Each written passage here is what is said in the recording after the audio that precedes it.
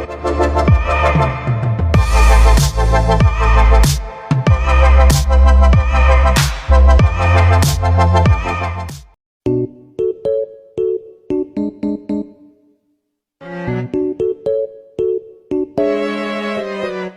saya akan menjelaskan perubahan iklim. Perubahan iklim adalah perubahan pola dan intensitas unsur iklim dalam periode waktu yang sangat lama. Bentuk perubahan berkaitan dengan perubahan kebiasaan cuaca atau perubahan persebaran kejadian cuaca. Jadi, penyebab utama terjadinya perubahan iklim yaitu pemanasan global. Percepatan pemanasan global merupakan akibat dari meningkatnya konsentrasi gas rumah kaca di atmosfer bumi yang mengubah peran dari efek rumah kaca. Aktivitas manusia juga dapat mengubah iklim bumi dan saat ini mendorong perubahan iklim melalui pemanasan global. Dampaknya iklim. Yang pertama di laut. 1. Permukaan laut naik, laut lebih panas dan asam, kepunahan makhluk hidup laut atau darat akan punah. Di darat, cuaca ekstrim dan bencana alam, gangguan kesehatan, banyaknya wabah bisa mengakibatkan gagalnya panen ataupun adanya masalah sosial. Dan apa yang bisa kita lakukan untuk kehidupan sehari-hari? Kita harus membiasakan hidup hemat, contohnya seperti utamakan jalan kaki atau kendaraan umum dibandingkan kendaraan pribadi, dan menghemat penggunaan listrik dan mendaur ulang sampah. Dan kita bisa menggunakan opsi yang lain juga, yaitu adalah tingkatkan kesadaran tentang bahayanya perubahan iklim. Pemanasan global adalah proses peningkatan suhu rata-rata atmosfer, laut, dan daratan bumi. Sejak abad ke-20, penyebab utama kenaikan suhu ini adalah konsentrasi gas rumah kaca yang meningkat tajam. Sejak tahun 1990 hingga 2100, suhu bumi meningkat 1,1 hingga 6,4 derajat Celcius. Ada beberapa faktor penyebab gas rumah kaca, yaitu transportasi, industri, pembuangan sampah, penebangan, dan pembakaran hutan, serta pertanian dan peternakan. Saya di sini akan menjelaskan transportasi. Pembakaran dari bahan bakar fosil melepaskan gas-gas rumah kaca seperti karbon dioksida CO2 dan nitrogen oksida NOx. Industri. Aktivitas industri juga melibatkan pembakaran dari bahan bakar fosil melepaskan gas-gas rumah kaca seperti karbon dioksida CO2 dan nitrogen oksida NOx. Aktivitas industri freezer, pendinginan ruangan, cat semprot, dan hairspray menggunakan senyawa CFC yang juga merupakan gas rumah kaca dan melubangi lapisan ozon. Yang ketiga ada pembuangan sampah. Penguraian sampah organik oleh bakteri pembusuk berperan sebagai penyumbang gas rumah kaca, yaitu gas metana CH4 yang memiliki potensi pemanasan 21 kali lebih besar daripada gas karbon dioksida CO2. Yang keempat ada penebangan dan pembakaran hutan. Penebangan hutan mengurangi jumlah tanaman yang dapat menyerap karbon dioksida CO2 untuk bahan baku fotosintesis, sementara pembakaran hutan justru menghasilkan gas CO2. Kelima ada pertanian dan peternakan. Pada pertanian, pembusukan anaerob dari tanah akan melepaskan gas metana CH4. Pada peternakan, gas metana juga dihasilkan dari mulut ternak dan kotoran ternak, terutama sapi. Dampak dari pemanasan global yaitu ada 8. Yang pertama, kebakaran hutan. Kenaikan suhu udara yang tinggi dapat memicu terjadinya kebakaran hutan. Hal ini akan membuat hutan menjadi gundul, serta asap yang dihasilkan akan mencemari air, tanah, dan udara, bahkan mengganggu kesehatan manusia. Yang kedua, mencairnya es di kutub. Naiknya suhu di udara dan di dalam laut akan membuat es kutub-kutub bumi mencair. Mencairnya es tersebut akan meningkatkan volume air laut. Yang ketiga, terjadinya wabah penyakit. Karena kenaikan suhu akibat pemanasan global, serta imun makhluk hidup akan menurun sehingga mudah terserang berbagai penyakit. Yang keempat, kabut asap yang berbahaya.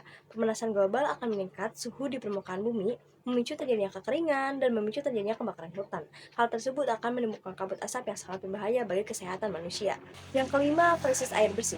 Karena pemanasan global, sumber-sumber di dalam tanah akan menguap. Selain itu, sumber-sumber air tersebut juga akan tercemar sehingga krisis air bersih tidak dapat dihindari. Yang keenam, naiknya permukaan air laut. Naiknya permukaan air laut disebabkan oleh mencairnya es di kutub-kutub bumi. Lama-kelamaan, hal ini akan menyebabkan banjir di wilayah sekitar, bahkan dapat membuat pulau-pulau kecil itu tenggelam. Yang ketujuh, meningkatkan suhu air laut. Dengan kenaikan suhu di permukaan bumi, termasuk di dalam laut, hal ini dapat membuat makhluk hidup yang hidup di dalamnya mati, sehingga terjadi ketidakseimbangan ekosistem. Yang terakhir, rusaknya terumbu karang.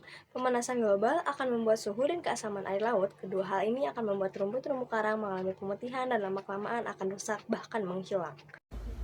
Oke, di sini aku bakalan menjelaskan upaya penanggulangan pemanasan global. Yang pertama, ada penghematan energi. Yang kedua, penggunaan energi terbarukan yang ramah lingkungan. Yang ketiga, penanganan sampah. Yang keempat, pencegahan kerusakan hutan. Yang kelima, meminimalisir penggunaan CFC atau freon. Dan yang terakhir, uji emisi gas buang kendaraan dan pabrik. Penghematan energi, mengurangi penggunaan BBM. Yang pertama, menggunakan alat transportasi umum. Yang kedua, berjalan kaki atau menggunakan sepeda jika pergi ke tempat yang tidak terlalu jauh. Yang ketiga, membangun infrastruktur yang baik untuk mencegah kemacetan yang akan menyebabkan peningkatan efisien penggunaan BBM. Mengurangi penggunaan listrik. Yang pertama, mematikan lampu atau peralatan listrik jika tidak digunakan. Yang kedua, mengeringkan padi dan mengawetkan makanan dengan menjemur di bawah sinar matahari. Yang terakhir, mendesain rumah atau perkantoran dengan ventilasi dan pencahayaan yang baik untuk mengurangi penggunaan pendingin ruangan dan lampu. Penggunaan energi terbarukan yang ramah lingkungan, yaitu memanfaatkan energi yang tersedia di alam sehingga bisa diperbaharui atau tidak akan pernah habis dan dapat mengurangi pencemaran udara dan kerusakan lingkungan akibat eksplorasi. Contohnya, yang pertama adalah energi air. Air adalah energi yang diperoleh dari air yang mengalir. Pada dasarnya, air di seluruh permukaan bumi ini bergerak membentuk siklus, yaitu air meluap lalu terkondensasi menjadi awan. Air akan jatuh menjadi hujan setelah memiliki massa yang cukup. Yang kedua adalah energi matahari. Radiasi matahari yang tak terbatas dan tak menghasilkan emisi dapat digunakan untuk membangkitkan listrik. Hal tersebut membuat matahari sebagai sumber energi listrik terbarukan, di mana manusia tak perlu khawatir kehabisan sinar matahari. Yang ketiga adalah energi angin.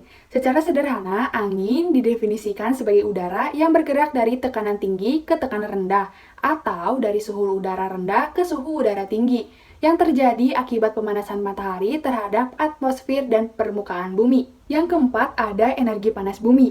Panas bumi adalah sumber energi panas yang terkandung di dalam air panas, uap air, serta batuan bersama mineral dan gas lainnya secara genetik tidak dapat dipisahkan dalam suatu sistem panas bumi. Yang kelima adalah energi laut, salah satunya sebagai sumber tenaga untuk membangkitkan listrik. Air bersifat tidak akan habis. Hal ini menyebabkan air laut dapat dijadikan sumber tenaga untuk jangka waktu yang lama. Dan yang terakhir adalah energi nuklir.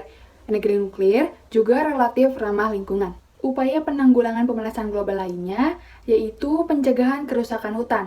Yang pertama, penanaman kembali hutan yang gundul atau reboisasi. Yang kedua, memberlakukan sistem tebang pilih. Dan yang terakhir, menegakkan hukum terhadap penambangan liar. Meminimalisasi penggunaan CFC atau freon. Yang pertama, mengurangi penggunaan CFC atau freon dengan bahan pendingin yang lebih ramah lingkungan. Seperti yang sudah saya jelaskan tadi, kita bisa menggunakan ventilasi sebagai bahan pendingin yang lebih ramah lingkungan. Dan yang terakhir adalah uji emisi gas buang kendaraan dan pabrik, yaitu berguna untuk meminimalkan gas-gas polutan yang keluar dari asap kendaraan dan asap pabrik tersebut. Saya akan menjelaskan 5R atau penenangan sampah. Yang pertama, refuse atau menolak suatu produk aktivitas yang akan menghasilkan sampah.